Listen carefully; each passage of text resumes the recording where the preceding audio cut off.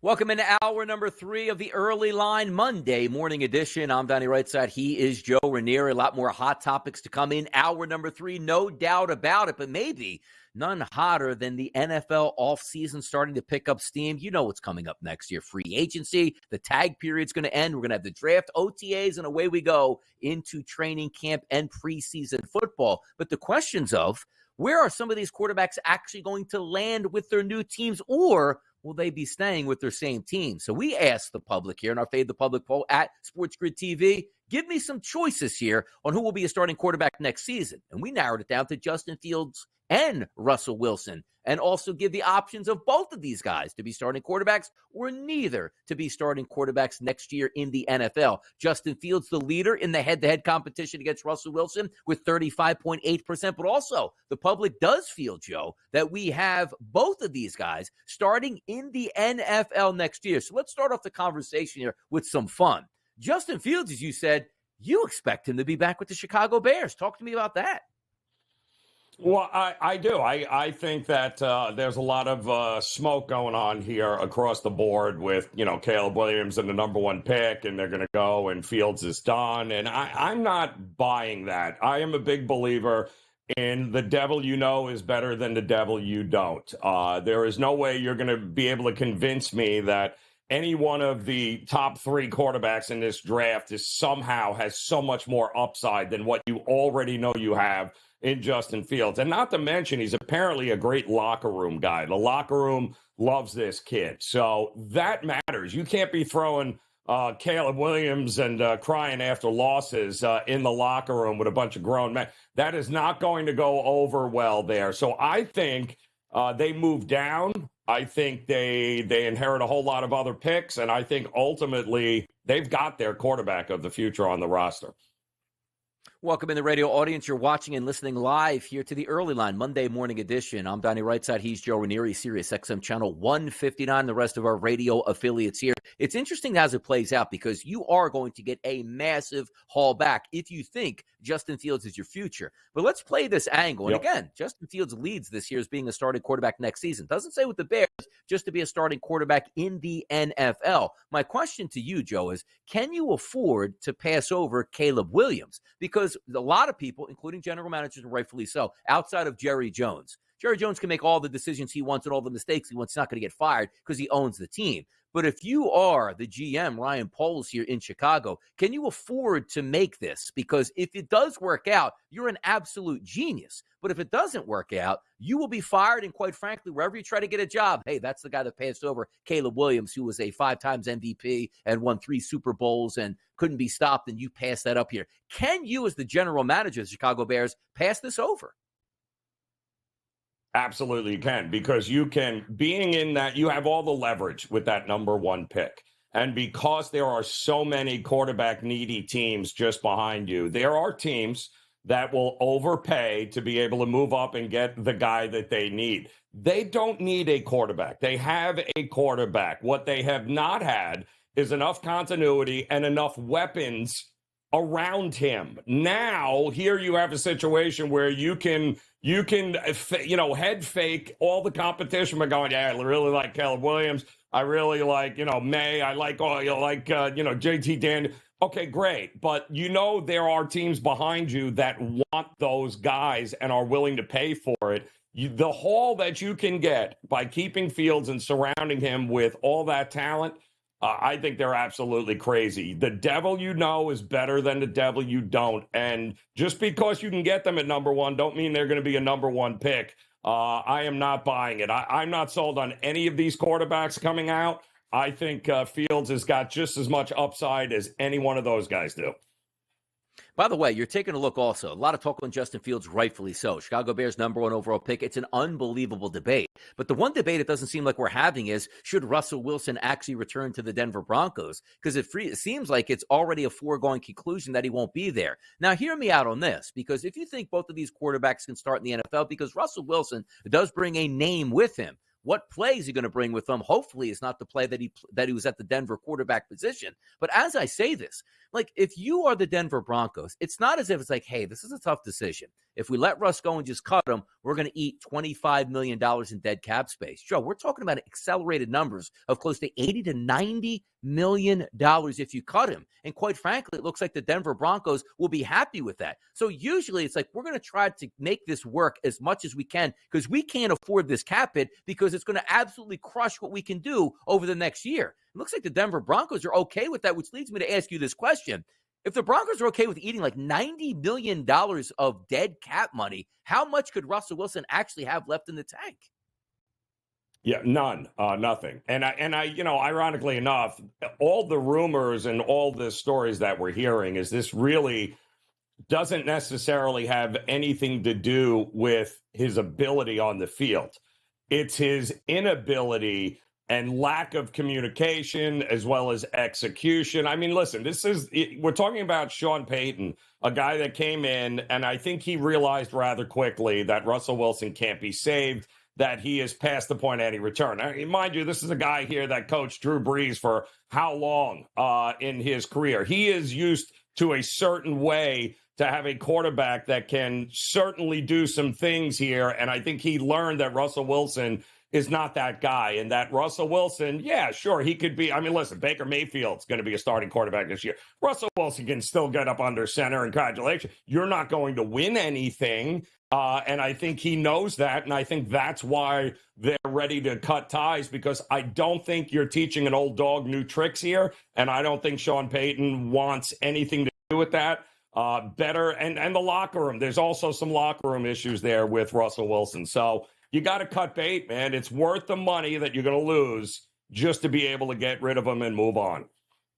And here's why you take a look, too. It would have been interesting to see if, like, you removed Justin Fields and Russell Wilson individually from the equation, Joe, and you just went both or neither will be starting quarterbacks next season. Because the one thing our mind initially runs to is, okay, if Justin Fields, let's just say, gets traded to the Atlanta Falcons, sure, he's going to start opening day for the Falcons next year. But Russell Wilson could be that guy, and I don't think this is going to happen, but I'm just saying, like, for voting purposes, there's a really good chance that, let's just say, Russell Wilson doesn't find his home right away. But the question didn't ask, who will be the team starting quarterback week 1 next year? I do believe even if Russell Wilson somehow isn't a starting quarterback to start the season, we've seen so many injuries. And if Russell Wilson is out there for that sort of Joe Flacco type deal, hey, look, we just need a veteran guy who's done it in the past. You know, we're a 500 team. We need a couple wins down the stretch to get in. I do think there's a legitimate chance that Russell Wilson can be that type of guy. I mean, heck, Phillip Rivers is probably still going to take calls in December this year to be a starting quarterback down the stretch if we get an incredible injury down the stretch at this point, Joe, right?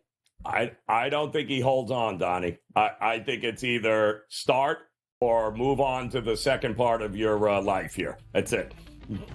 Russell Wilson and Sierra, maybe future in the mix? Yeah, where's his future going to be out? What NFL team does he land? Let's talk, hey, son, get your dancing shoes on, please.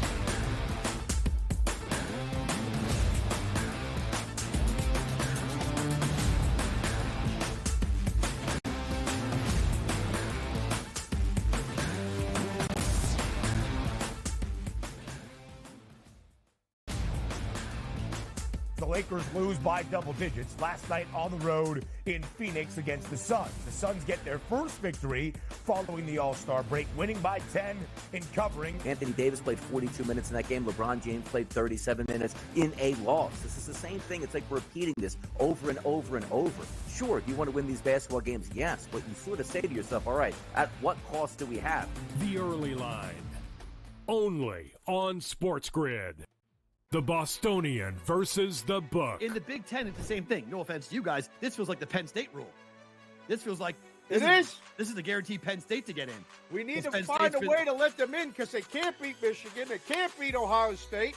But if we make them a third, they get in. Third, this is the Penn always State going to rule. be better than the West half. Yep. And that 1 year that Lightning in a Bottle catches on the West half, we'll let them in too because they'll bring people. The Bostonian versus the Book. Guess what? Rock fight alert. Rock fight alert. Look at this Missouri-Tennessee score at the under 16. 1-0 Missouri. What is that? Watched the entire Penguin game on Sunday. Been watching a lot of their games. I feel like we're seeing the end of the empire. There's talk of them maybe trading some big names. Game time decisions. Only on SportsGrid. Laying points on the road in college basketball is an absolute landmine. I would not do it. I won't do it the rest of the year. I'm done doing that because it just consistently loses. I mean, 3 possessions in a 9-point game in which the opposition now is the clock, not the actual team you're facing, right? Right.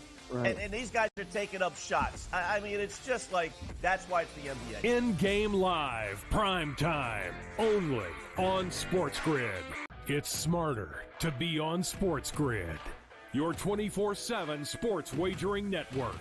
The early line. Magical and historic season in Lincoln, Nebraska continues. He is the best player in the NBA, but also in the biggest moments where the national media is watching. Newswire. Something that we have never seen happen before with one of the iconic coaches in the game. Pharrell, coast to coast. The team covers. It's automatic. It's every time. Not sometimes. It's every time. Game time decisions. Luka is actually far more dangerous from 3 on the road this year than at home. This game here tonight, you may want to consider taking as many points as humanly possible. In-game live, prime time. We got not 1, but 2 coaches fired systems in place. Sports Rage This Late sort of Night. has letdown written all over it. It's going to be hard to match the emotion that they played with the other night. It's smarter to be on SportsGrid.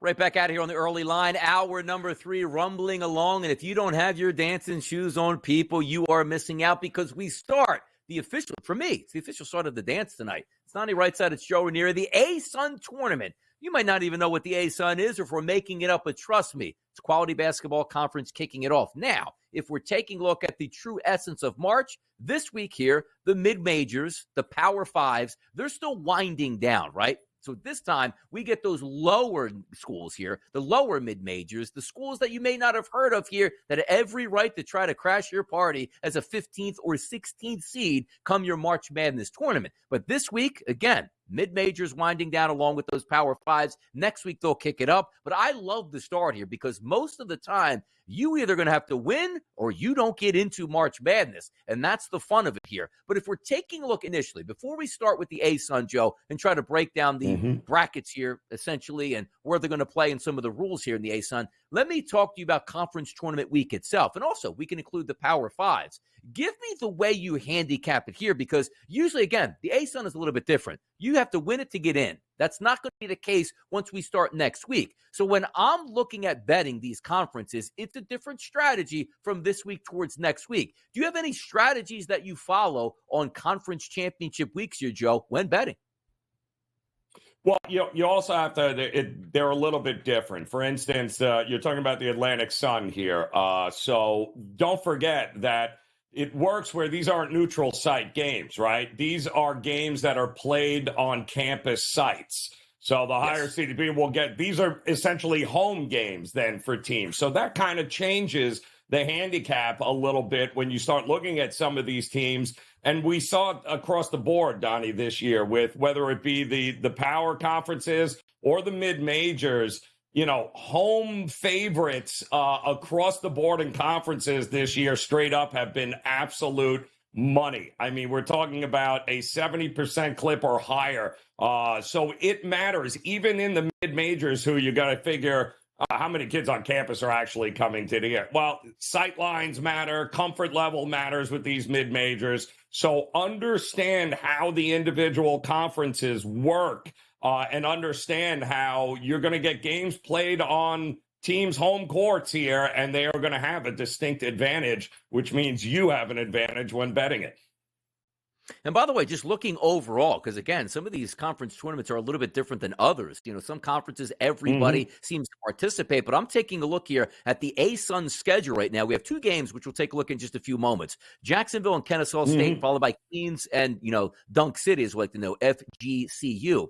But if we're looking at these games matched up, Richmond, Kentucky is that first-round game, Jacksonville, Kennesaw State, because the higher seed is going to get the winner of that game. Same thing about Queens and Dunk City out here with Florida Gulf Coast. Dealing Florida. That means the team is going to be sitting waiting on them, which again is a great advantage. Also, we talk about some of these teams getting hot to start the tournament, and the other team hasn't played yet, so you do get a distinct advantage. But some of the teams in conference play, as I'm looking at right now, Central Arkansas and Bellarmine, I don't see them here. So maybe this is one of those conferences that cuts out the really bad basketball teams and doesn't even invite them, because I'm showing a 4-game slate here on Tuesday, which has EKU, Stetson, Lipscomb, and also Austin P playing in that environment. But again, I could be wrong at that, but just the way it's lining up here. The favorites in this conference tournament. Is that right, though? You're not, Donnie. 10 of the 12 teams qualify out of this conference. But there is a caveat here that you also need to keep in mind.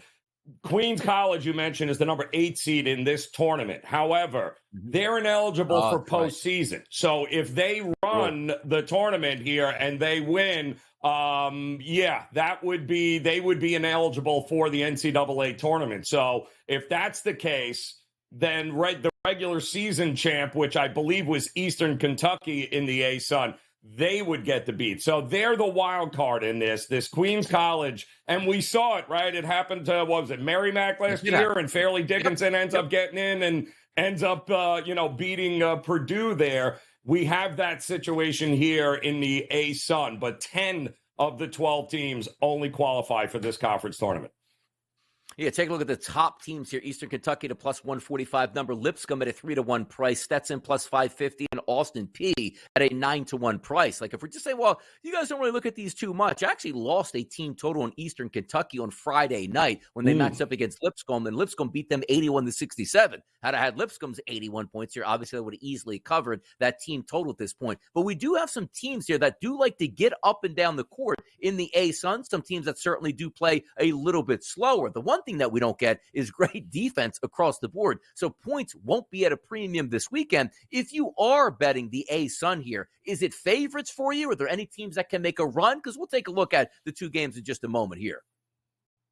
Right. Well, so it's interesting, too. So, I like to look in some of these mid-major schools here on recent form, Donnie, because I don't think it matters very much what they did in the beginning of January. I think it matters more about what they have done down the stretch here, what kind of form are they in. And, Eastern Kentucky, the regular season champ, congratulations, but they finished the season by losing both to Lipscomb and Austin P to finish the season. Now, they are going to be an interesting team here because they are the favorite, but they're not a favorite, I think, that is in great form. I think if you're looking for a dark horse in this one here, got to go to Florida Gulf Coast, who's sitting right around, a 30 to 40 to 1 price tag, somewhere in there. Love Patrick Chambers as the head coach, and his team plays defense, and they are also used to beating teams they're not supposed to win, a.k.a. FAU comes to mind here. So I do think the way the bracket sets up, that if you're looking for a long shot in this A-Sun tournament, Florida Gulf Coast is not a bad spot to look here because they have already shown better competition. They can bring their game, and they are one of the better defensive teams in the Atlantic Sun.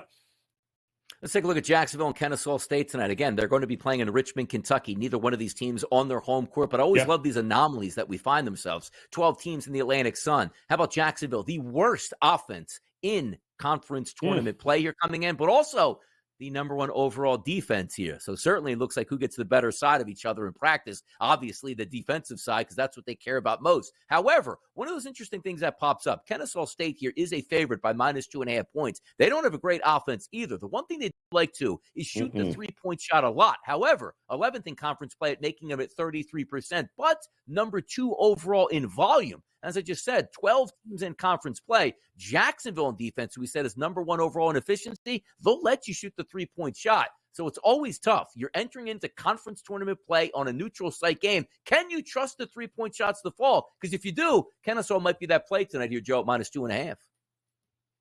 Not bad. I actually like Jacksonville in this one here tonight, simply because I think, Jacksonville, and we said Florida Gulf Coast and Jacksonville, two best defensive teams in this conference. It is ratcheted up now that it's conference tournament because everything matters. Defense, to me, in college basketball and mid-majors, Donnie, is all about effort, right? It's about understanding where to be and being able to. And Jacksonville and Florida Gulf Coast have laid out the entire year. Maybe not the most talented shooting teams, right? Kennesaw State certainly, like you mentioned, is able to drop a whole lot of points on you if you let them. I don't think they're going to have that chance here. I think push comes to shove. Keep an eye on the free throw rate, on who we're dealing with, who fouls more, who can you trust. I mean, it's only a 2.5 3-point line, Donnie, which means somebody's probably going to have to win this game down the stretch. I do think Jacksonville might be a live dog in this one. Yeah, Queens and Florida Gulf Coast, that second game tonight in the A-Sun. Florida Gulf Coast, as Joe pointed out, top 2 defense in conference play, and also the number 1 team at defending the 3-point line. However, they'll let you shoot that 3-point shot here. 11th out of 12 teams in volume. The one thing we know about Queens, they like to get up and down the court, almost the opposite with Florida Gulf Coast. You have one of those type of games. It's which style is going to win out. Up-tempo, defensive, shooting the 3-point shot. A lot of fun here, but the point is this. March Madness officially gets underway tonight with conference tournament play. Thank you, A-Sun, for bringing it to us. Tom Vecchio is up next. Let's see where he's going on the nightly card right here on the Early Line.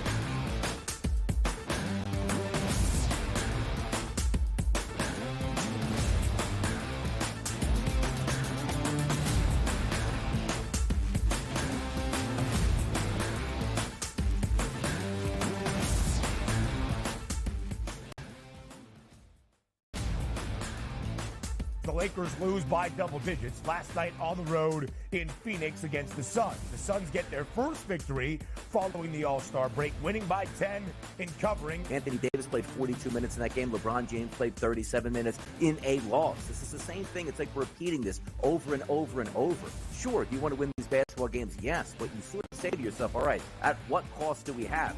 The Early Line, only on SportsGrid. The Bostonian versus the Book. In the Big Ten, it's the same thing. No offense to you guys. This feels like the Penn State rule. This feels like this is the guaranteed Penn State to get in. We need to find a way to let them in because they can't beat Michigan. They can't beat Ohio State. But if we make them a third, they get in. Third, this is the Penn always State going to be better than the West half. Yep. That 1 year that Lightning in a Bottle catches on the West half, we'll let them in too because they'll bring people. The Bostonian versus the Book. Guess what? Rock fight alert.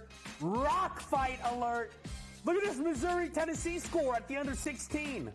1-0 Missouri. What is that? Watched the entire Penguin game on Sunday. Been watching a lot of their games. I feel like we're seeing the end of the empire. There's talk of them maybe trading some big names. Game time decisions. Only on SportsGrid. Laying points on the road in college basketball is an absolute landmine. I would not do it. I won't do it the rest of the year. I'm done doing that because it just consistently loses. I mean, 3 possessions in a 9-point game in which the opposition now is the clock, not the actual team you're facing, right? Right. And these guys are taking up shots. I mean, it's just like, that's why it's the NBA. In-game live, prime time, only on SportsGrid. It's smarter to be on SportsGrid, your 24/7 sports wagering network. The Early Line. Magical and historic season in Lincoln, Nebraska continues. He is the best player in the NBA, but also in the biggest moments where the national media is watching. Newswire. Something that we have never seen happen before with one of the iconic coaches in the game. Pharrell, coast to coast. The team covers. It's automatic. It's every time. Not sometimes. It's every time. Game time decisions. Luka is actually far more dangerous from 3 on the road this year than at home. This game here tonight, you may want to consider taking as many points as humanly possible. In-game live, prime time. We got not 1, but 2 coaches fired systems in Slate. Sports Rage This Late sort of Night. has letdown written all over it. It's going to be hard to match the emotion that they played with the other night. It's smarter to be on SportsGrid.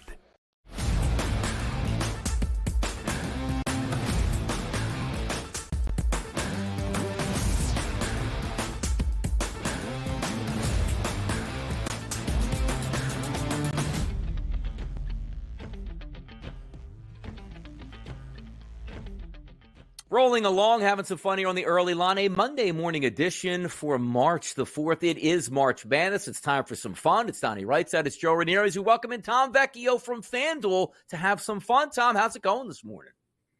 I'm doing good. Yeah, super fun time to be a sports fan. We've got the NHL trade deadline at the end of this week. Conference tournament starting for March Madness. I'm ready to go.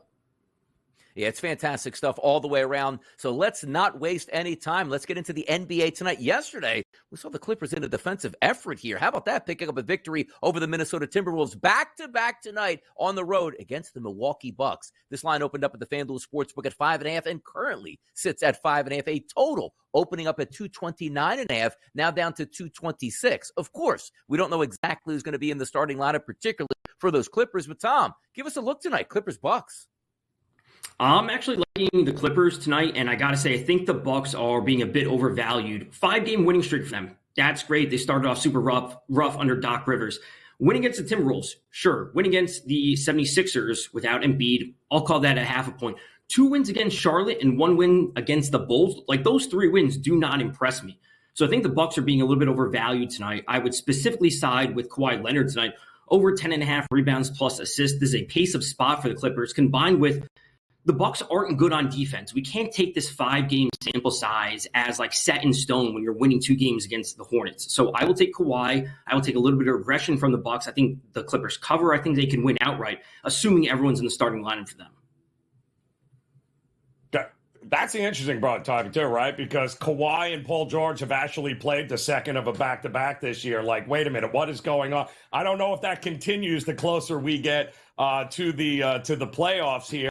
But we do have another team coming up here, I believe, tonight, second of a back-to-back. How about OKC taking on the Lakers here tonight? Little late night in L.A. What are we looking at?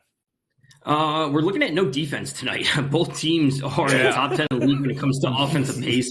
Super high over-under. It's a 1-point spread. I mean, this is what we should be expecting from these teams. OKC obviously having a fantastic year. Lakers don't play defense. I think all of the star lines, SGA, LeBron, AD, even Chet Holmgren, I think all those lines are super refined. Like, they've been bet a ton. So I actually want to go to some secondary markets with Jalen Williams. Over 4.5 rebounds, only minus 113. As I said, great game environment, high over under 1-point spread. He's kind of that secondary piece behind SGA at 1A, Holmgren at 1B, and some of his lines are actually rather soft. He's generally getting to about 4 rebounds per game. I'm banking on the game environment being able to push him over 4.5 tonight.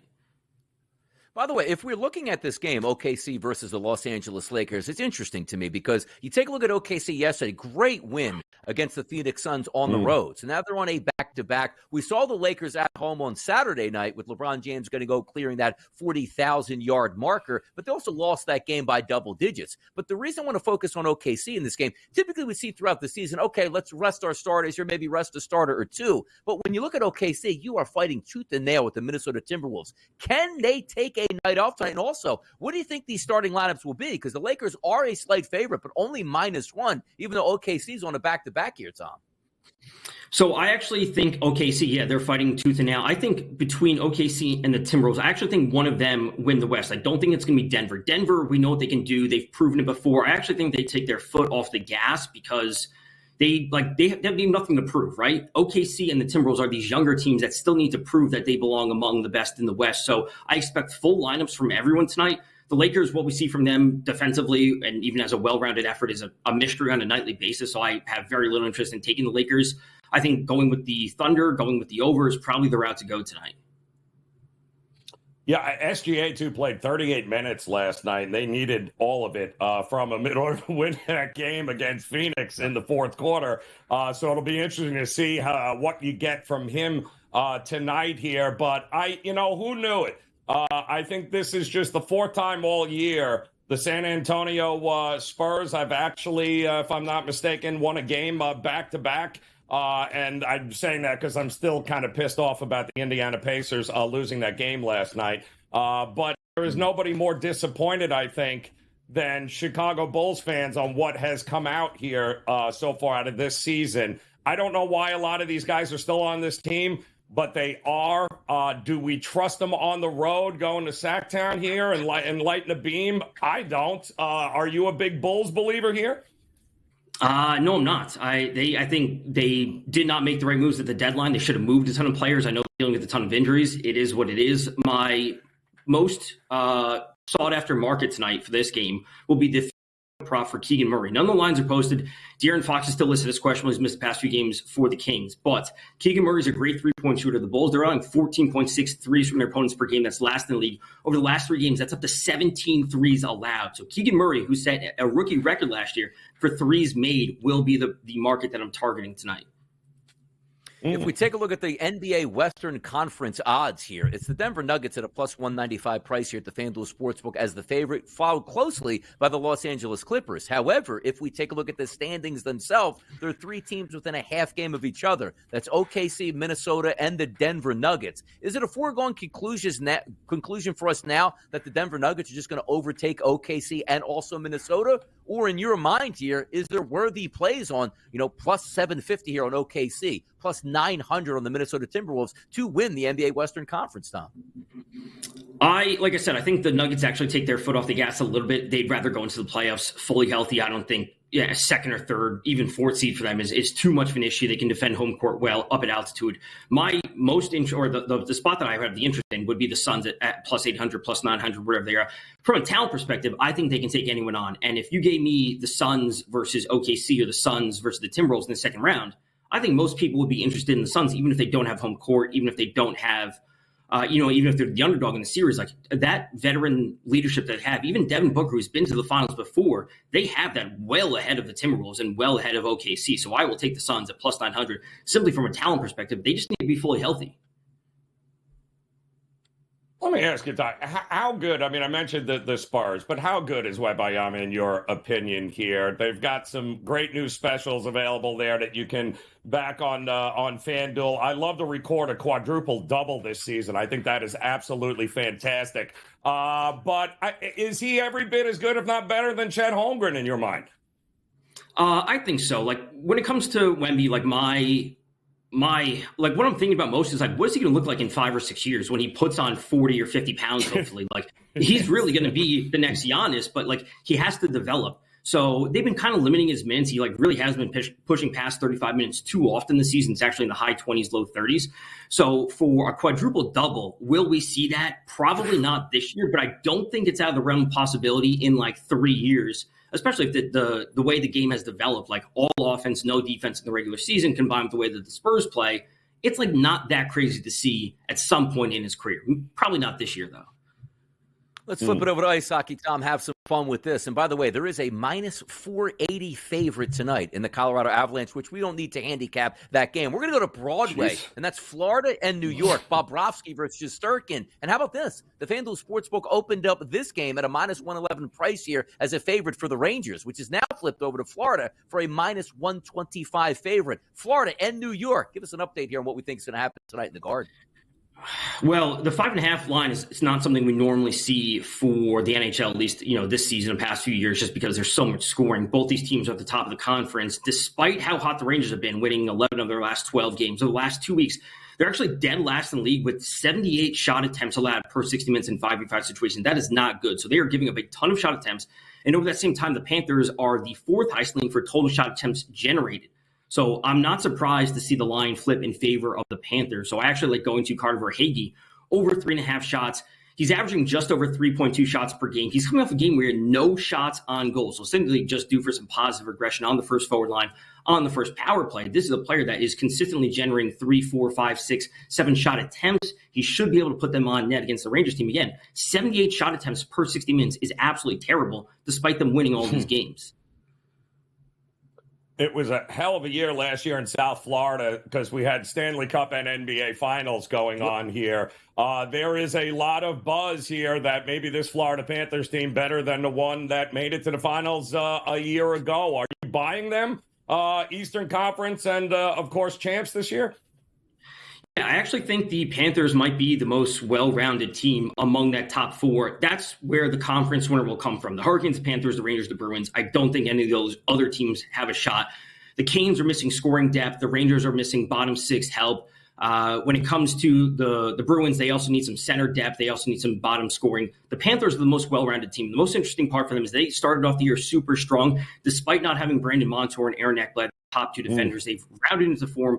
Bobrovsky looks amazing. They have the experience now to push past things in the playoffs and into the playoffs. And I think they really are the most well-rounded team. So it's not a super long number on them. And honestly, I would have more interest in taking them in the first round at like -1.5, whatever that line may be in terms of a series spread. But that number isn't long enough, but I still think they come out of the East. Quick question on this, Tom. The Hart Trophy, the MVP for the regular season in the NHL, 4 guys at 360, plus 360 or less here. Matthews, McKinnon, Kucherov, and McDavid. Who gets your vote right now if you had one? It's going to be Matthews. If he hits 70 goals, which we talked about last week, which hasn't been done since 91 in like 32 years, 31 years, whatever it is, he's going to win it. You get him at 3.5, 4. I think that may be fine. We're probably not going to find that number. And honestly, if you do find that number, it probably means because his goal pace has slipped. So it's probably going to come down to McKinnon or Matthews for me. If he hits 70 goals, Matthews wins it. If he doesn't, it's going to be McKinnon with 130 points or whatever he ends up with. Fantastic stuff all the way around, Tom, here. And by the way, his top props tonight are listed as follows. Kawhi Leonard over 10.5 rebounds and assists tonight. Jalen Williams over 4.5 rebounds. And also Carter Verhaeghe over 3.5 shots at a plus 130 price. Tom, thanks for checking in with us today. Fantastic stuff as usual. We'll talk to you again sooner than later. But myself and Joe will be back for NBA action. You guessed it. We'll be right here.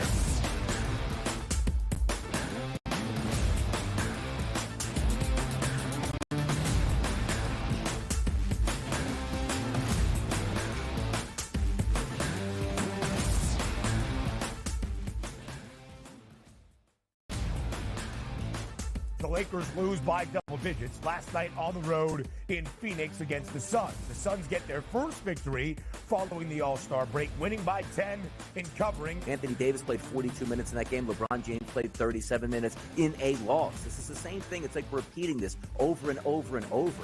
Sure, do you want to win these basketball games? Yes, but you sort of say to yourself, all right, at what cost do we have? The early line, only on SportsGrid. The Bostonian versus the Book. In the Big Ten, it's the same thing. No offense to you guys. This feels like the Penn State rule. This feels like this is the guaranteed Penn State to get in. We need to find a way to let them in because they can't beat Michigan. They can't beat Ohio State. But if we make them a third, they get in. Third, this is the Penn State rule. Be better than the West half. Yep. And that 1 year that lightning in a bottle catches on the West half, we'll let them in too because they'll bring people. The Bostonian versus the Book. Guess what? Rock fight alert. Rock fight alert. Look at this Missouri-Tennessee score at the under 16. 1-0 Missouri. What is that? Watched the entire Penguin game on Sunday. Been watching a lot of their games. I feel like we're seeing the end of the empire. There's talk of them maybe trading some big names. Game time decisions. Only on SportsGrid. Laying points on the road in college basketball is an absolute landmine. I would not do it. I won't do it the rest of the year. I'm done doing that because it just consistently loses. I mean, 3 possessions in a 9-point game in which the opposition now is the clock, not the actual team you're facing, right? Right. And these guys are taking up shots. I mean, it's just like, that's why it's the NBA. In-game live, prime time, only on SportsGrid. It's smarter to be on SportsGrid, your 24/7 sports wagering network. The early line. Magical and historic season in Lincoln, Nebraska continues. He is the best player in the NBA, but also in the biggest moments where the national media is watching. Newswire. Something that we have never seen happen before with one of the iconic coaches in the game. Pharrell coast to coast. The team covers. It's automatic. It's every time. Not sometimes. It's every time. Game time decisions. Luka is actually far more dangerous from 3 on the road this year than at home. This game here tonight you may want to consider taking as many points as humanly possible. In-game live, prime time. We got not one, but two coaches fired systems in place. Sports Rage This Late sort Night. of has letdown written all over it. It's going to be hard to match the emotion that they played with the other night. It's smarter to be on SportsGrid.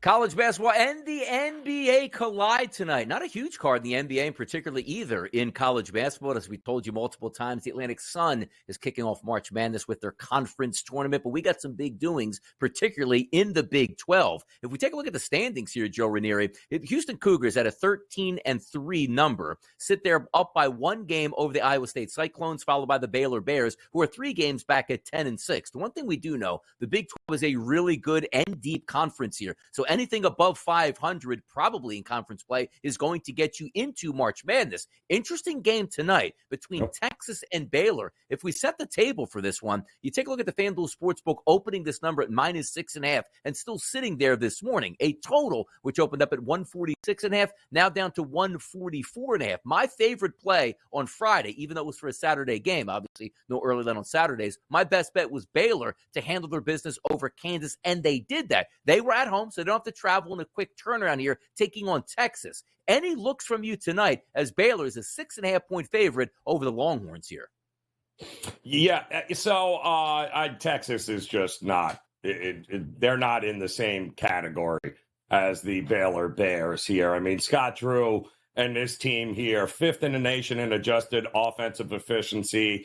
They're just loaded with quality guards, which absolutely matters come March Madness here. They also are pretty physical down low, so they are built to be able to adjust and be able to play with anybody here. Not to mention the 3-point shots that they make. They're 3rd in the country in 3-point percentage, which actually will help them a lot against the Longhorns here, who absolutely can't defend the perimeter here. And listen, I'm all for, Texas and some of the moves that they made here. They got Max Asmus in the offseason, signed him up, ready to roll. Congratulations there. But yeah, no, they are not in the Baylor Bears category. The new building in Waco that Baylor plays out of has been phenomenal. Kansas just learned real tough place to play and to win games.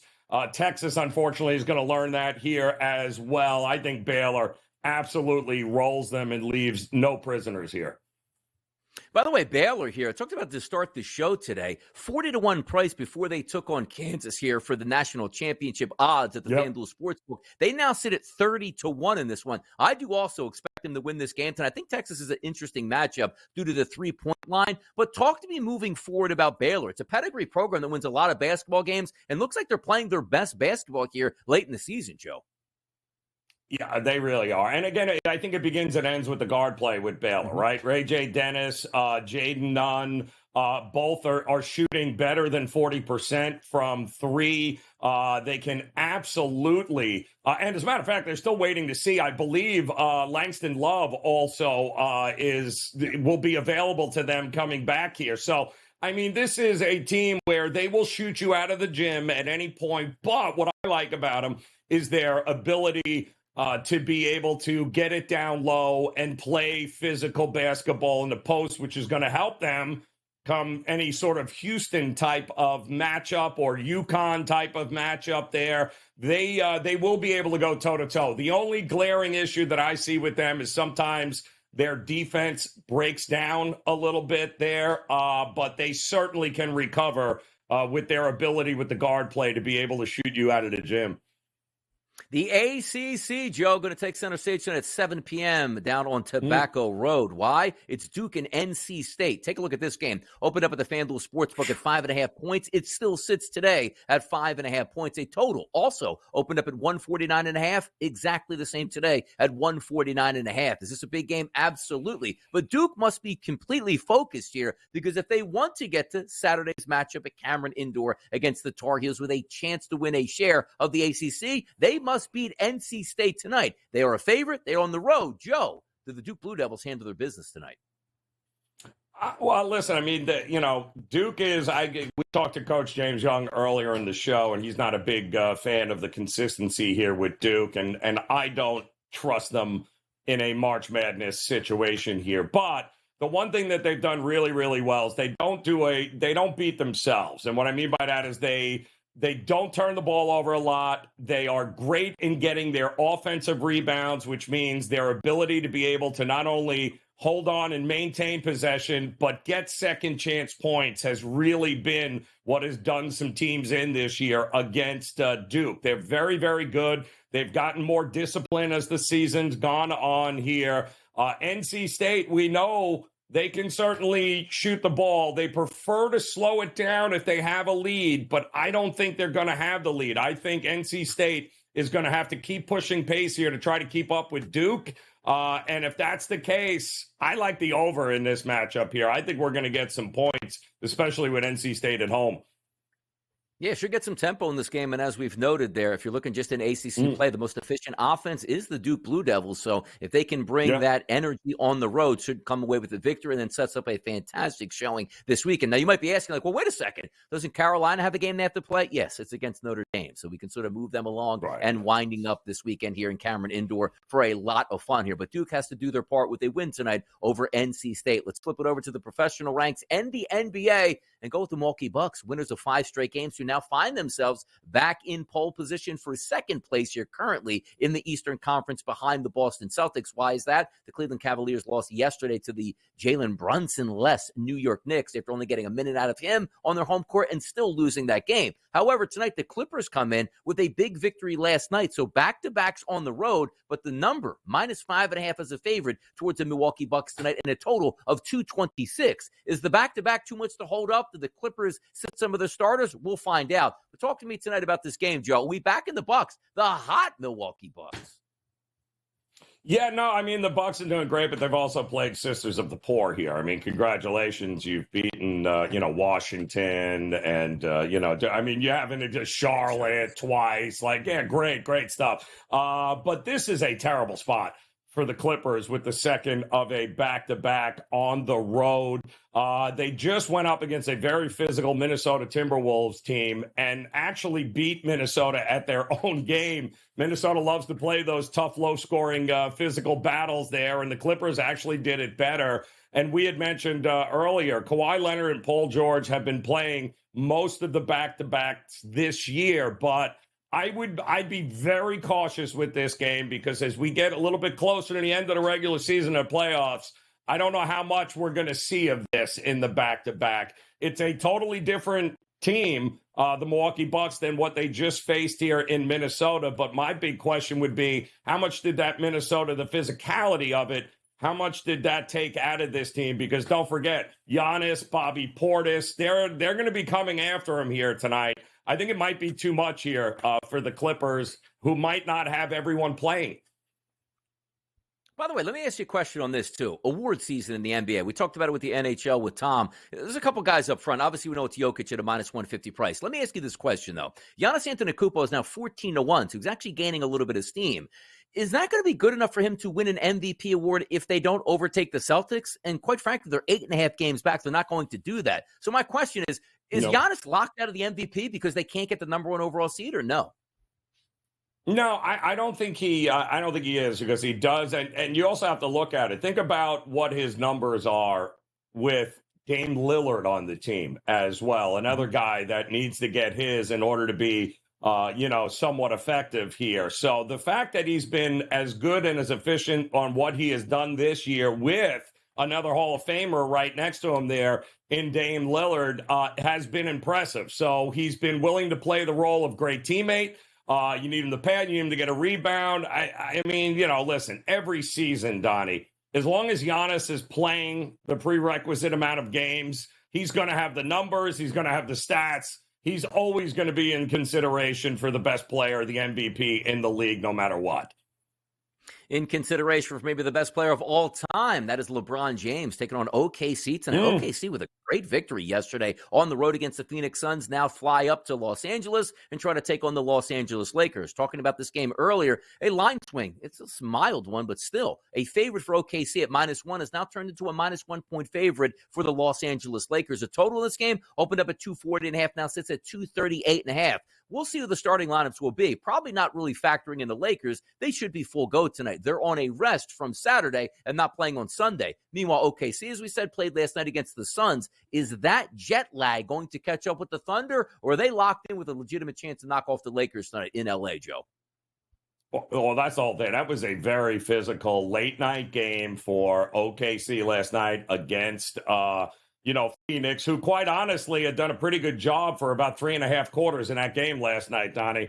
With about 7 minutes left, they were up 7, Phoenix, and still managed to lose by 8 when it was all said and done, because it was a crazy finish to that game. SGA had to play 38 minutes last night. The Thunder, I believe, are going to have to utilize the bench in this game a lot tonight, and I do think LeBron and the Lakers are going to want this game here. I think they're not happy with how they let Denver get away with it the other night and beat them. I do think a big effort is coming from the Lakers in this one. I agree with the flip, the line move. I still think the Lakers are the right side in this one.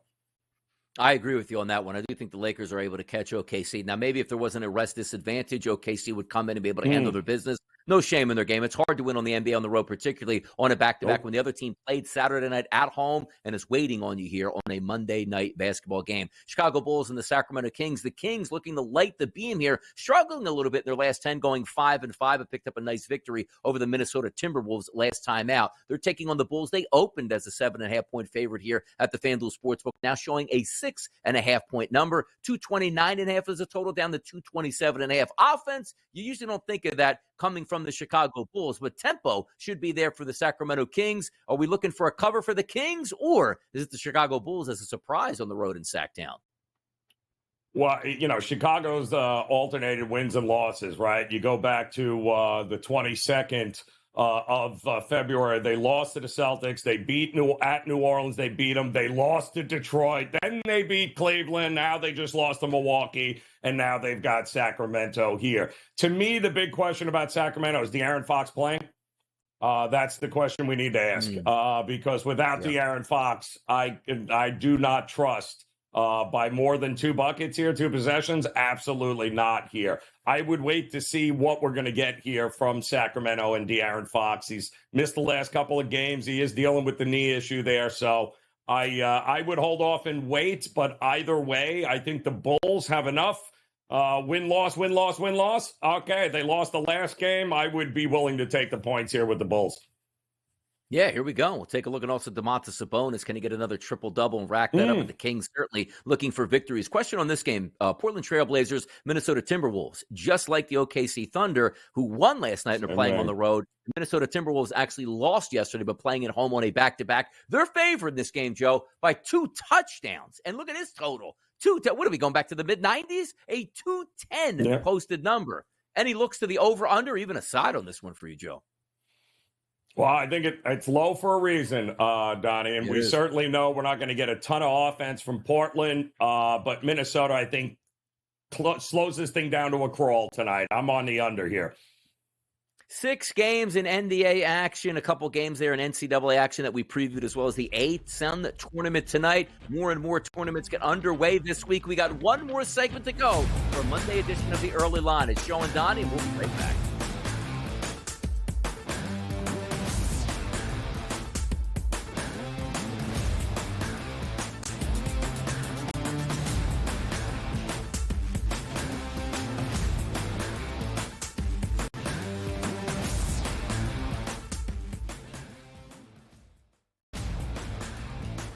The Lakers lose by double digits last night on the road in Phoenix against the Suns. The Suns get their first victory following the All-Star break, winning by 10 in covering. Anthony Davis played 42 minutes in that game. LeBron James played 37 minutes in a loss. This is the same thing. It's like repeating this over and over and over. Sure, do you want to win these basketball games? Yes, but you sort of say to yourself, all right, at what cost do we have?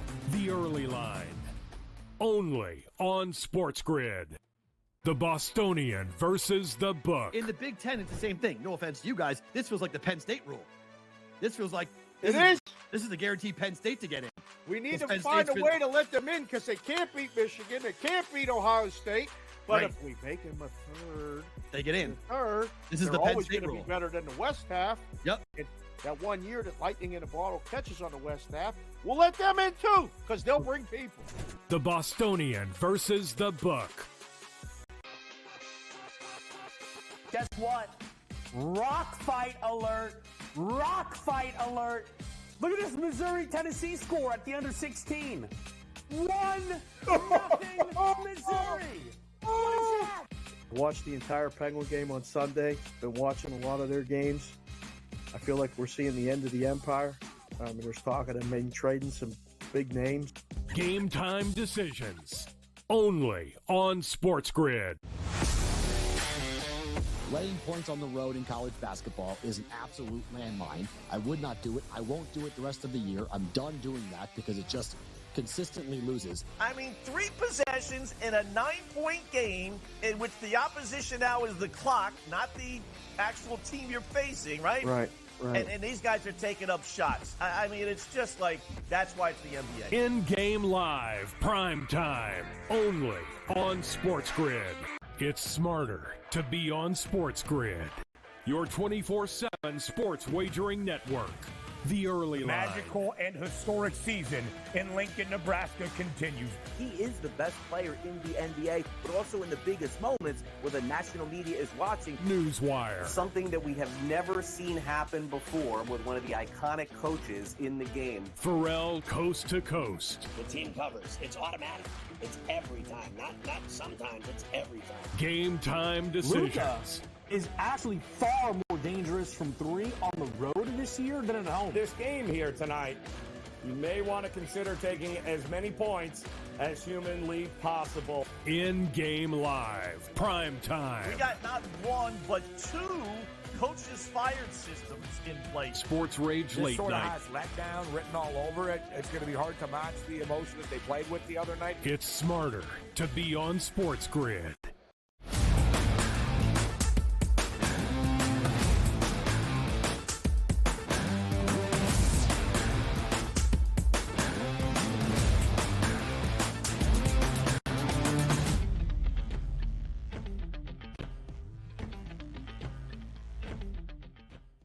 Final segment of the day for the Early Line Monday morning edition, March 4th. Donnie right side and Joe Ranieri. A lot of fun, a lot of chairs, a lot of guests this morning. That's how we get down. We go in the scramble mode, as good as it gets here on the network. Now, as you guys know, before we leave, we like to leave the people with a little bit more money in their pocket than they found. On Friday, Joe Ranieri, I told the people, look, I'm not going to give you a play on a Friday night. I got one for Saturday. I don't even care what the line is because it wasn't even out at that time here, usually about 24 hours before tip time here. So about noon, it came out 4.5 as Baylor. That was my play today and cashed in beautifully on Saturday afternoon. But tonight, I'm going to go to the NBA, and I'm going out west here. Oklahoma City Thunder and the Los Angeles Lakers. Now, I do think the Lakers win this game tonight, but you know where I'm going? A player prop on LeBron James. Got the 40,000 out of the way. Now it's time to make the playoffs and solidify it. What better way to do it than with a win over Oklahoma City, but also a LeBron James over 24.5 points prop tonight. If you take a look at his last 5 games, shooting attempts from the floor, 22, 19, 21, 24, and 20. If you give me 20 shot attempts tonight, Joe Ranieri, from LeBron James, I'm going over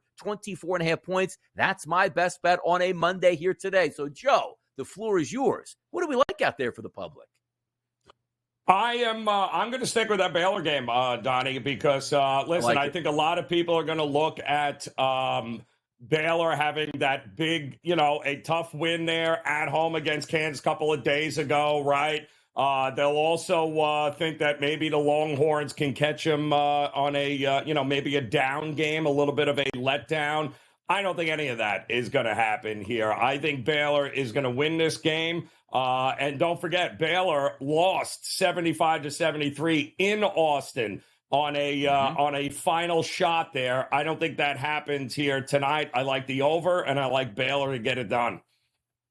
By the way, the Baylor Bears, even on their losses, usually close in every single game. Going to be a fun out here in the tournament. As next week, we'll have the Big 12 Conference Tournament to certainly break down. But thanks, everybody, for tuning in today for a Monday morning edition of The Early Line. We did it. For Donnie Rightside and Joe Ranieri, we will see you tomorrow morning bright and early for another edition right here on the SportsGrid Network. See ya.